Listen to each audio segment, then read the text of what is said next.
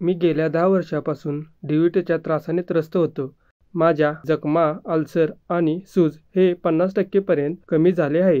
माझं नाव रविशंकर प्रजापती आहे. मी गेल्या 10 वर्षांपासून DVTच्या त्रासाने त्रस्त होतो. पायामध्ये वारंवार सूज यायची, जखमा आणि अल्सर व्हायचे. चालणं-फिरणंही कठीण झालं होतं. मी मॉडर्न होमिओपॅथीचा व्हिडिओ पाहिला.